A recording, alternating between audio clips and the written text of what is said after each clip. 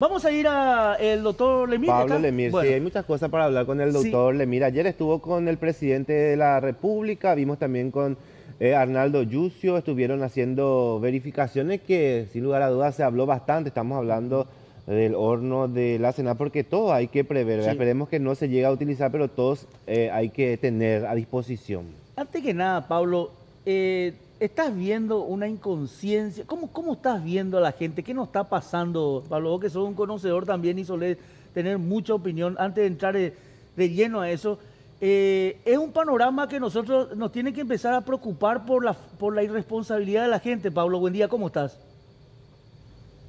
Muy buenos días. Un saludo a toda la audiencia también. Sí, de hecho, vengo reclamando desde hace varios días el relajo que ha significado a todo lo que es el protocolo de cuarentena por parte de los conciudadanos y el riesgo para la salud pública y para la salud personal, familiar, que significa lo que se está haciendo, en el sentido de ir al interior del país. No me estoy refiriendo solamente a la gente que está saliendo de balde dentro de lo que es Asunción y área metropolitana con justificativos a veces hasta inventados y fuera de las excepciones contempladas en el decreto. Me estoy refiriendo a toda esa gente que cobró su platita de alguna manera entre el 30 y 31 de marzo y previendo del hecho de que se haga un cierre de las ciudades y de los viajes al interior por Semana Santa, adelantaron las vacaciones que ellos consideran que es esta cuarentena. Eso es hasta si se quiere criminal. Criminal para consigo mismo, criminal para con sus familias, el acto irresponsable de ir al interior sabiendo toda la población, porque no se puede pretender que haya un desconocimiento con la amplia difusión que tiene este problema, de que el mayor porcentaje de casos positivos y por ende de los subregistros está en Asunción y el área central. Y se están yendo al interior. Es un acto de inconsciencia con ribetes criminales.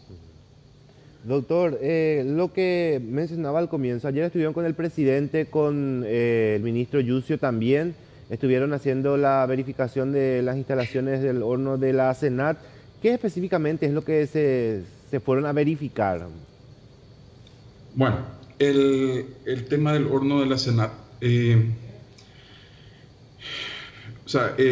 yo estoy dentro del Comité de Operaciones de Emergencia del Ministerio de Salud Pública en representación del Ministerio Público, y dentro de del COE hemos planteado el hecho de que tenemos, así como se está preparando toda la respuesta de salud, lamentablemente es de responsabilidad tanto de salud pública como de todos los organismos del Estado estar preparados para los escenarios catastróficos.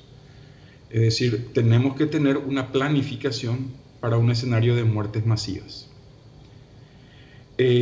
No queremos llegar a eso, pero tampoco queremos que si se llega a presentar ese caso, no estar preparados con una planificación previa.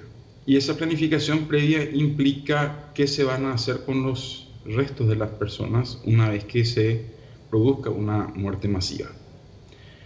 No es, y esto quiero aclarar, no es nuestra primera opción la cremación a nivel de país, por varios motivos. Uno de ellos es que tenemos pocos hornos crematorios.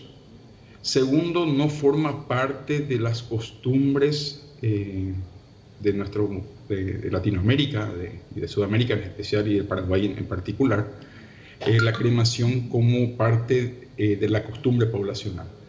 Y también hay que respetar a los deudos y la voluntad de ellos, ¿verdad? Entonces, la primera opción es la de, en entierro, darle a las funerarias contratadas por las familias el cuerpo, que bajo todos los cuidados que está ya dentro del protocolo se produzca el enterramiento inmediato o la cremación, si es su voluntad, de los restos. Pero ¿qué pasa cuando se tiene una muerte masiva? Donde ya no hay capacidad de respuesta por parte de las funerarias, cuando ya no hay capacidad de respuesta porque incluso los camposantos, de hecho les cuento que los camposantos ahora mismo están llenos. Es decir, sin coronavirus ya tenemos camposantos llenos. En este momento, en Asunción, por ejemplo, casi todos nuestros camposantos están llenos. Entonces, ¿qué hacer ante una muerte masiva? Y la primera opción ante un cuadro de muerte masiva sería el enterramiento en fosas comunes. Así que hemos hablado con el ministro de Salud y con el viceministro de Salud específicamente y con el presidente de la República para que se dialogue con las municipalidades para que vayan viendo cuáles podrían ser los terrenos para los camposantos. Porque eso también tiene que tener una serie de características que están protocolizadas ya y hemos pasado el documento de distancia de las poblaciones, distancia de los cursos de agua, etcétera, etcétera. Porque estamos hablando de muchos cuerpos a ser enterrados. Como digo, no queremos que sea esa la situación, pero tenemos que planificar. Y secundariamente, como última ratio, como última posibilidad, la cremación. La cremación es última ratio por todo lo que he mencionado y por el hecho de que no tenemos ningún horno público de cremación. Entonces fuimos a ver el de la Senat. El de la Senat tampoco es, aun cuando se hagan las adaptaciones, tampoco es muy adecuado para un escenario de muertes masivas, porque la capacidad máxima sería de 6 cadáveres por día. Luego el horno tiene que parar. Y 6 cadáveres por día es poco en un escenario de muertes masivas. Pero eso sí, este horno es una belleza en cuanto a sus características técnicas y va a permitir, y eso es justamente lo que vamos a plantear el lunes en la reunión del COE, que en el mismo se hagan la cremación de los residuos patológicos. Porque cuando hablamos de residuos patológicos, y ahí veamos el lado todavía positivo de la cosa, que se estén atendiendo muchos pacientes, que se estén salvando muchas vidas, se generan muchos residuos patológicos y estos residuos patológicos hay que también tratarlos de una manera especial. Es decir, hay que quemarlos y el gas que se expulsa al quemar estos también debe estar tratado de una manera especial para que no contamine el ambiente. No necesariamente por el virus, pero que no contamine el ambiente porque el virus muere con la calcinación, pero que no contamine el ambiente con el hecho de que se estén quemando plásticos, porque muchos de ellos son materiales plásticos, etc. Y el horno de la Senat, al ser un horno diseñado para manejo de drogas, tiene un sistema de filtrado especial que lo que sale por la chimenea del horno de la Senat ya es solamente vapor de agua, totalmente estéril. Es decir, tiene todas las características que nos sirven para esto y vamos a utilizarlo casi con absoluta certeza para eso. Y eso lo vamos a plantear el lunes. Bueno, pero quiero enviar un mensaje a la población. Me encantaría que toda la planificación que estamos haciendo nunca lo usemos. Y eso está absolutamente en manos de cada uno de nosotros. Porque está en manos nuestras no salir si no hace falta, si no es indispensable por nuestras funciones o por nuestra cuestión laboral. Que el resto de la familia que no tenga que salir se quede en la casa. Que cuando uno salga tome todas las precauciones. Estar a más de 2 metros de ser posible de las otras personas. Usar tapabocas si voy a estar en contacto con demasiadas personas. Tapabocas normales, quirúrgicos. Por favor, no usen los N95. Esos son para los miembros del equipo de salud que van a necesitar estar en contacto con los pacientes infectados y graves. Lavarnos las manos cada rato, en nuestra casa, en los lugares donde estemos. Usar alcohol en gel si no tengo un lavatorio de mano. No compartir tereré. Olvidémonos ya del tereré por el resto del año y a lo mejor por varios años, lamentablemente. en cuanto a la ronda de tereré. Si queremos tomar tereré, mi termo propio, mi guampa propia, etc.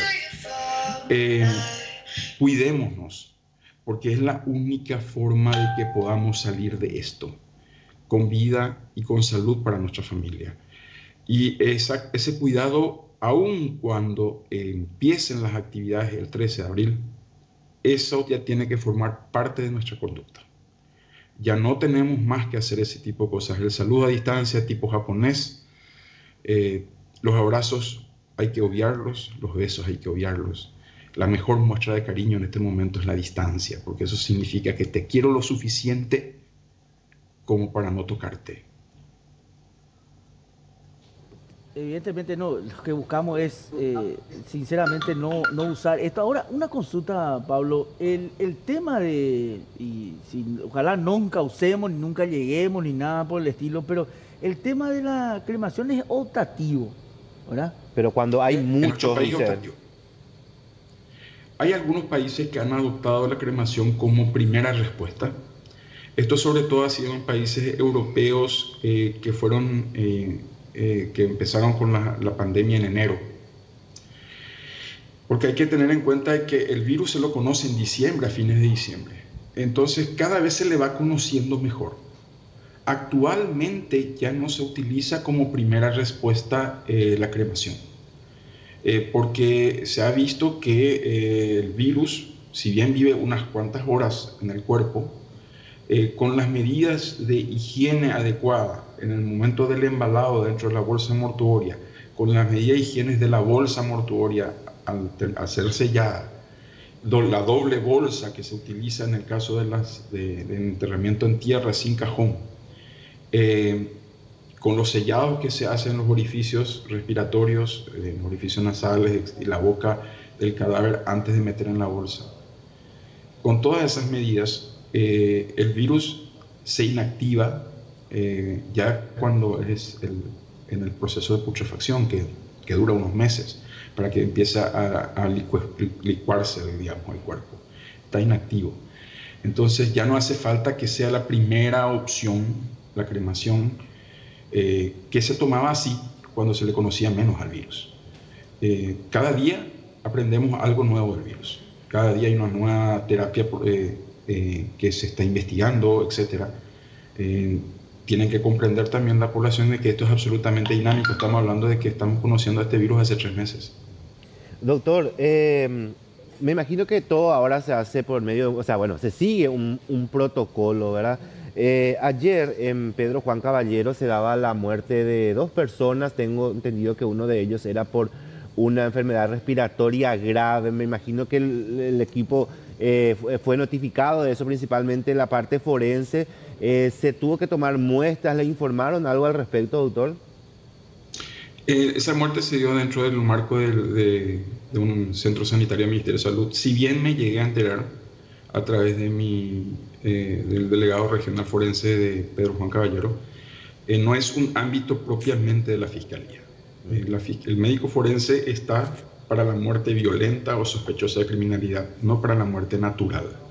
La muerte natural producida en los hospitales es campo de salud pública. De hecho, Medicina Legal del Ministerio Público no tiene ni los hisopos, pero más que nada no tiene los medios de transporte para hacer muestras virales. Es decir, nosotros no estamos en condiciones como médico forense de tomar muestras de virus. Eso es de campo de salud pública. Y sí, fue una muerte, y eso es algo también que tienen que entender la población. En el marco de una epidemia, toda persona con una infección respiratoria aguda grave es tratada desde el punto de vista de los protocolos como si fuese un sospechoso de coronavirus, aunque no lo sea. Es la misma cosa, y voy a tratar de llevar a algo que conocemos mucho, lamentablemente, los paraguayos también, porque no aplicamos las medidas de higiene del hogar: el dengue. En el marco de una epidemia de dengue, toda persona con fiebre, dolor de cabeza y dolor muscular es tratada inicialmente como dengue. Por más de que eso después resulte que era una gripe, que también empieza a verse con dolor de cabeza, fiebre y dolor muscular. Pero es tratada inicialmente como dengue. La misma cosa pasa cuando estamos en una pandemia de coronavirus. Toda infección respiratoria aguda grave es tratada inicialmente como coronavirus y luego se hacen los estudios y se descarta, y puede ser que resulte ser una influenza simple o una neumonía por neumococo, cualquier otro tipo de cuestión que nos está entrando también, lamentablemente, porque estamos llegando a la etapa de ese pico por el cambio a otoño-invierno. Pero no significa, por favor, no se alarmen porque se tome ese protocolo. Ese protocolo forma parte de la respuesta que se hace a nivel nacional y mundial ante una pandemia. Bueno, evidentemente aquí tenemos que esperar un escenario en el cual uno mirando alrededor mira de que la situación está difícil, ¿verdad? Hay un cuadro que sacamos nosotros a nivel internacional, Pablo, y que hace referencia al tema del nivel de contagio, ¿verdad? ¿Me pueden poner un poquito esa animación que tenemos nosotros de libres, el 50% y en cuarentena prácticamente? ¿Por qué? Porque al parecer, o sea, una persona que tiene COVID-19, de que da positivo, ¿verdad? En una situación libre, ¿verdad? Sin cerrar, sin cuarentena, sin aislamiento, contagia a no sé, un promedio de no sé cuántas personas por... 2,5. 2,5, ¿verdad? Sí. Y esto pueden contagiar, dicen, a casi 400 o más, inclusive sí, por otra vez, ¿verdad? Realmente se redondea a 3 de repente a veces, porque es muy variable, dependiendo de cuán libre andes.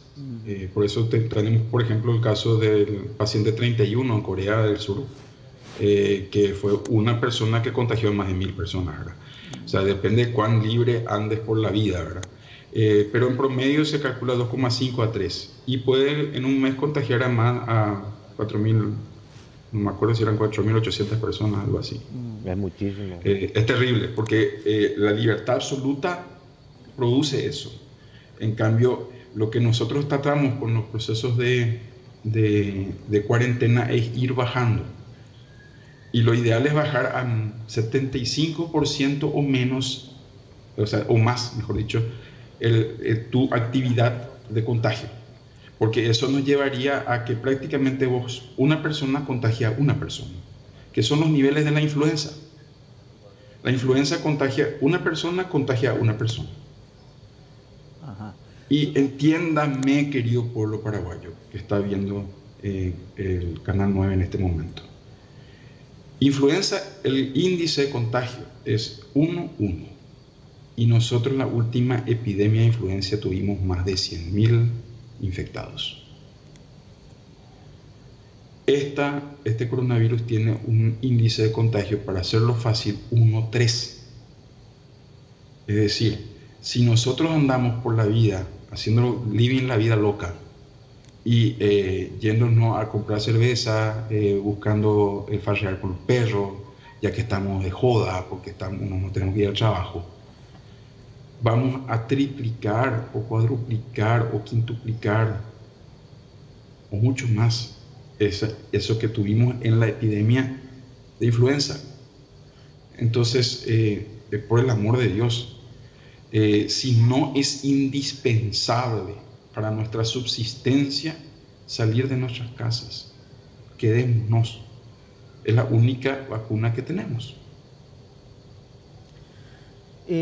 Por último, las bolsas mortuorias que ya se adquirieron 3.000 ahora y van a venir, ya llegaron 1.000. Digamos que eso serviría, Pablo, ¿en qué casos? Porque estamos hablando también del tema de los hornos de la cena. Qué difícil hablar de esto, che. Qué difícil. Sinceramente, yo te digo, Pablo, es muy difícil hablar de lo que podría pasar, y estamos hablando de bolsas mortuorias, estamos hablando del crematorio, estamos hablando de hornos de la cena. O sea, no es fácil esto, pero hay que hacer referencia, Pablo, de que esto se está preparando para lo que, ojalá, como vos decís, no se llegue a utilizar nada, pero si es que seguimos con el grado de responsabilidad que se tiene de mucha gente, podríamos estar usando muchas de estas bolsas mortuorias, ¿no? Es así, como acabas de decir, lo que pasa es que la gente critica que se esté hablando de esto, pero irresponsable sería un Estado que no planifica todo. O O sea, cuando se habla de planificar todo en el COE, hay un equipo que planifica la compra de medicamentos, de los distintos protocolos de investigación para la utilización de medicamentos, otro equipo que se dedica a la construcción de los hospitales, otro que se dedica a lo que es el equipamiento de esos hospitales, y lamentablemente a nosotros nos toca planificar la parte más fea tal vez, porque es la parte de la mala noticia, ¿verdad? La parte de la muerte. Las bolsas se usan en todos los casos, independientemente de que estemos hablando de una persona que va a ir a enterramiento en el lote familiar, en un cajón comprado por esa gente. Igual se tiene que ir embolsado y sellado. Y también en fosa común, ahí sí que el uso de bolsas es más intensivo, porque estamos hablando mínimamente de 2 bolsas por persona. Es decir, el tema de la bolsa no nos vamos a salvar. Y ojalá no tengamos que pedir más cantidad de bolsas. Doctor, vos que conocés y de mucho, ¿verdad? Sobre esto, vas a poder un poco recomendar también a la gente. No sé, que me preocupó muchísimo una situación que se daba, porque constantemente vemos que se está estudiando en todo el mundo, se está buscando la forma de hacer frente a este virus, ¿verdad? Que por ahí no hay todavía una vacuna, pero se está buscando la forma. En estos días veía una publicación en una revista científica sobre un antiparasitario que está en su etapa inicial recién el estudio, y hay un antiparasitario que se consigue con facilidad. Y esa información llegó acá a nuestro país y la gente está comprando en masa, y por ahí de la desesperación pueden automedicarse. Eso podría ser también terrible, ¿verdad? Porque acá hay que seguir un acompañamiento médico al pie de la letra. Sí, es que esa es la parte. Vivimos en la era de la información, pero esa información debe ser filtrada, analizada y estudiada. El antiparasitario se demostró, según un estudio, efectividad in vitro. Eso significa en laboratorio, fuera del ámbito de un ser vivo. Todavía está en etapa de estudio. Ojalá que sirva, como pedimos a Dios que sirvan todos lo que se está investigando hasta la fecha, ¿verdad? Pero todavía no tiene una efectividad demostrada ni siquiera en animales de laboratorio. Hasta ahora es in vitro. Así que, por el amor de Dios, tampoco crean todo lo que, o sea, usen todo aquello que se está contando, que se está investigando. Los estudios se tienen que hacer y los medicamentos se deben consumir bajo cuidado médico. Para dar un ejemplo, la hidroxicloroquina, que es la que se está empezando, incluso se está haciendo estudios ahora de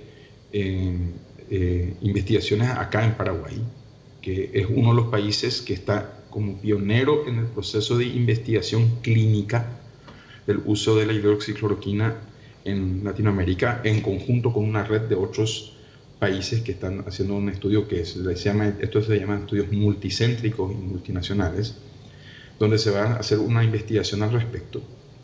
La hidroxicloroquina, si no es administrada con cuidados médicos, puede provocar paro cardíaco. Porque uno de los efectos colaterales es algo que nosotros se conoce como una prolongación del segmento QT, que es una parte de la onda de lo que es la contracción cardíaca. Es decir, se administra bajo cuidado médico, se hace un electrocardiograma previo, se analizan las características de tu corazón antes de administrarte y durante el tratamiento, y se hace un análisis riesgo-beneficio antes de darte un medicamento. Eso lo tiene que hacer un profesional de la salud. O sea, roguemos a Dios que tengamos medicamentos, pero cuidemos y dejemos ese uso para los pacientes a los cuales los médicos les recetan. No se vayan a comprar como locos, y menos aún lo consuman porque escucharon por ahí que puede funcionar. Y ahora, Pablo, nosotros estamos hablando segunda quincena de abril como una de las épocas más duras que se va a tener, la que viene, ¿verdad? Nosotros el 12 termina nuestra cuarentena, ¿verdad? Y las medidas adoptadas por el gobierno. Se dijo que el 13 no va a haber clase todavía, se va a esperar que los médicos, pero seguramente en el transcurso de la próxima semana sí o sí se va a sacar algo nuevo para aclararle a la ciudadanía cómo va a ser. Aparte ya de todo el reclamo que se está teniendo, que ya no trabajan, que ya no tienen que llevar para comer, hay muchísima necesidad en muchísimos barrios, pero lo que viene después, porque nosotros sabemos que mayo, junio viene el tema de la época de gripe, de resfrío, de problemas respiratorios, o sea, el panorama, para ser sincero, Pablo, sabemos tu sinceridad siempre cuando comentás lo que viene, por más de que, bueno, ahora estamos hablando ya de lo que podría pasar, pero nosotros no es abril nomás, no es el 12 de abril, no es mayo, no es junio, o sea, tenemos que prepararnos para esto. Si vos considerás, ¿hasta cuándo? Bueno, mira, por un lado, gracias a Dios que no me toca a mí decidir, ¿verdad? Porque cualquier decisión en este caso es difícil y es pasible de error. No sabemos a ciencia cierta cómo se va a comportar en un 100% virus. ¿Qué sí sabemos y qué podemos prever? Sabemos que el buen comportamiento que se tuvo previo al desmadre del lunes para adelante, de esta semana pasada, próxima pasada, hizo que se ralentice bastante el proceso de contagio, hizo que probablemente hayamos pateado para adelante el pico de la curva y si Dios quiere no va a ser tan alto y no va a ser tan rápido. Ahora, lo que no sabemos, y no creo que algunos han de estar sabiendo, y eso traslado la pregunta a los epidemiólogos de salud pública, es qué tanto daño pudo haber causado a ese buen trabajo previo el desmadre desde el lunes en adelante. Eso probablemente se sepa dentro de una semana o 10 días, que es el periodo donde los que se pudieron haber infectado van a empezar a desarrollar síntomas y van a dar positivos a los análisis. Es decir, yo creo que en una semana o 10 días vamos a saber cuál fue el daño de lo previo. Así que no me gustaría hacer futurología, pero lo que sí quiero señalar, y yo creo que eso van a estar de acuerdo todos los compañeros médicos y más los que están trabajando en salud pública, es que aun cuando se inicie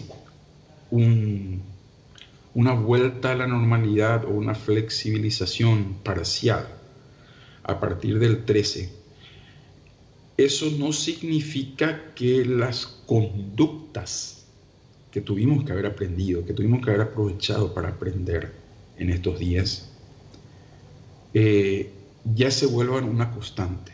Y a eso me refería con que ya nos olvidemos de las farras familiares, de la aglomeración de personas, de los cumpleaños grandes, de pasarnos la mano, de abrazarnos, de besarnos, de compartir la ronda tereré o mate, ya que se viene la época de supuesto frío, porque Paraguay es muy particular también con relación a su invierno. De que empecemos a adoptar la conducta del trabajo a distancia, de que salgamos solamente lo indispensable de nuestras casas, que cuando volvamos de la casa desinfectemos todo, nos desinfectemos nosotros, pongamos inmediatamente, antes de saludarle a cualquiera, nos desnudemos y quitemos nuestra ropa al lavatorio, que las bolsas de supermercado se desinfecten, que cuando yo entro en el supermercado me lave la mano, me ponga alcohol en gel y lleve luego mi dispensador de alcohol y le tire a la manija del carrito, etcétera, etcétera. Eso tiene que formar parte ya de nuestra forma de ser por los próximos meses, independientemente que se flexibilice o no. Y eso es lo que tenemos que entender. Y ese es el mensaje principal que tiene que quedar. Porque ya debemos considerarnos nosotros mismos contagiados. Y tratar de evitar contagiarle al resto. Esa es la conducta que debemos seguir desde ya y continuar independientemente de lo que decida el gobierno. Pablo, gracias por tu tiempo. Gracias, muy amable, Pablo Lemir, muy amable. Muchísimas gracias a ustedes y mi respeto a la audiencia. Doctor Pablo Lemir, entonces, y todo este análisis que a uno lo pone triste, ¿verdad? Porque queríamos contar muchas cosas positivas, ojalá Quiero, en algunos meses para redondear nomás todo lo que hablaba él, el tema del medicamento, la gente busca, la gente pregunta, la desesperación lleva a la gente a preguntar. No hay ningún medicamento, se está evaluando, se está analizando. Imagínate, Carlos, que un antiparasitario terminó en el departamento central y bien salió una publicación de que se está experimentando para un tratamiento. Eso es una locura. Se le dejó sin medicamento a pacientes que tienen artritis, que tienen lupus, que necesitan de ese medicamento porque se usa en el tratamiento. Y eso decía Lemir. Si la gente no consume sin un acompañamiento médico, te puede producir un paro. Imagínense ustedes, ¿verdad? Tratando de salvarse, la automedicación es terrible. Así que a tener en cuenta eso. La única forma es acudir al médico y avisar a tiempo de los síntomas. Y aquí hablamos de que